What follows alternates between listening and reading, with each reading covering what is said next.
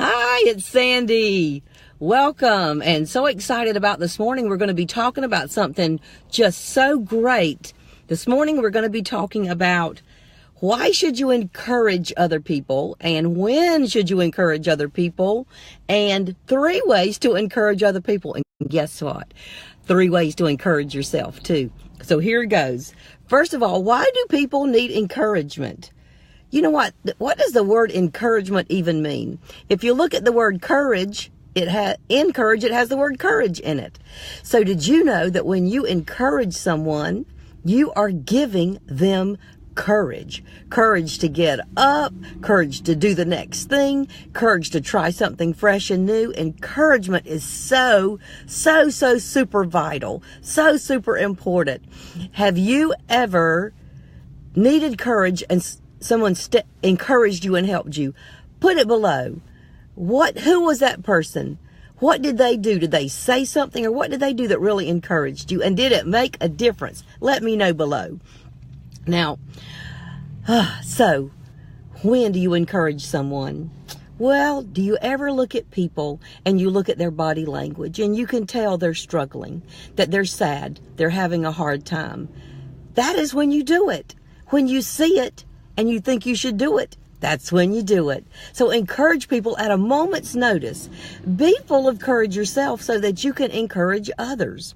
Also, are you listening to people's words? Are they afraid to do something? Are they complaining? Are they wishing they could do something? And I'm going to tell you 3 ways to encourage somebody. But before I do that, I want to tell you what I experienced just yesterday. I experienced a person that I called who was in the worst discouraging place I've ever heard them be in. On the phone, I thought to myself, oh, they've gotten in such a terrible place. And I encouraged them before I got off the phone. And then yesterday, I was also face to face with the person that I just met, and they were struggling with addictions and bulimia and other things, and they had just gone to a place for about 5 or 6 months and gotten themselves back to a great place. And I encouraged that person to just go forward, to put the past behind her and to move forward, believing that who she is who she's going to show up to be in the future. So how do we encourage someone? First of all, let me say, encourage a person, not for what they're doing right this minute. Because, usually when we need encouragement, it's not because we're being great and successful right here in this moment. We're usually not living up to our potential when we're right here in this moment. So that's when we need encouragement. So a way that you can encourage someone is speak words to them that remind them of who they truly are, who you have seen them be in the past, who you know that they are at their core, that you know what they're capable of doing. You remind them of something they've done in the past and say, listen, if you did that before, you can do this too.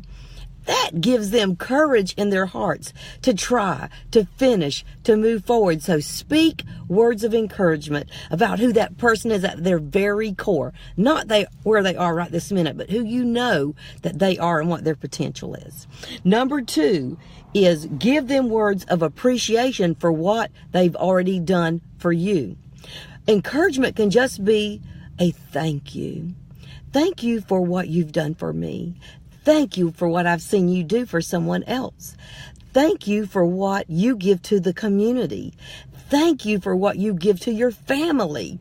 Thank you for what you bring to the table, your joy, your laughter. Give them encouragement for what they've done. Has it ever made a difference for you when someone just came up to you and said, thank you? Oh my goodness, it means everything to me for someone just to say thank you. It makes you feel valued. It makes you feel important. It makes you feel like you're making a difference. Just the words of encouragement. So we're talking about 3 ways to encourage people. Number 1 is to remind the person who they are at their core, what they're capable of, what you've seen them do in the past. The second way is to tell them right now that thank you for what you have done for me. Thank you for what you've done for others. And thank you for what I've seen you bring to your community, to your family, to your neighborhood. And then the third way is to use your gifts and talents. What are your gifts and talents? You can give your gifts and talents to someone. I love Gary Smalley's book called 5 Love Languages.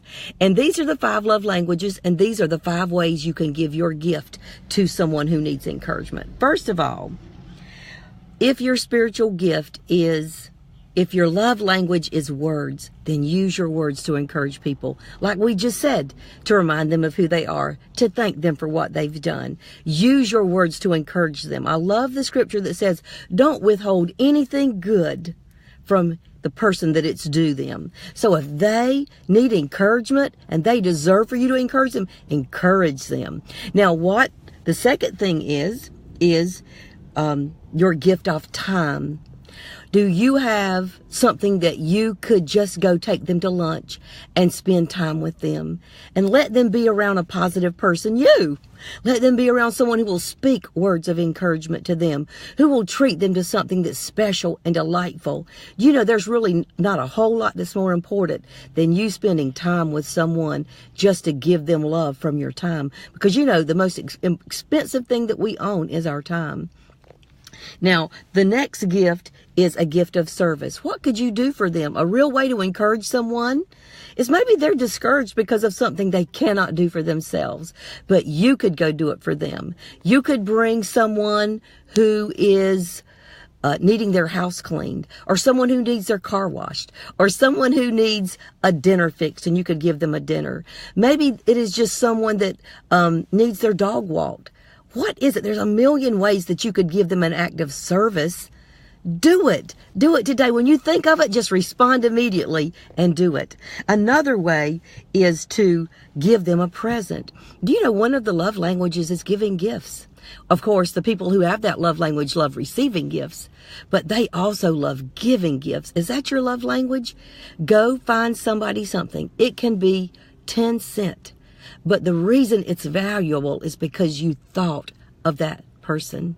You thought of them and you're bringing something to them as a gift, an act of love to say, I value you. Thank you for everything. Oh my goodness, a gift goes so much more than you think. And the last thing is just a physical touch. That's the last love language. Can you just give someone a hug? Do you know someone who is in desperate need of encouragement? Just a hug means the world. If your love language is physical touch, then you know we're not talking about sexual touch. We're talking about non-sexual touch. A pat on the back. Put your arm through their arm and walk with them. Give them a nice, long, loving hug. Give them a pat on their back just to say, thank you. You're awesome and you're valuable. And now, listen, the same thing you do for others to encourage them, you can do for yourself. Go treat yourself to a gift. Do something for yourself. Treat yourself. Spend some money on yourself. Do some things that you need to do for you, and love on yourself too, and show appreciation to yourself. Hope you have a great day, and go encourage somebody today. Make a difference. Impact your world. Be a blessing, give a blessing, and receive a blessing. Have a great day.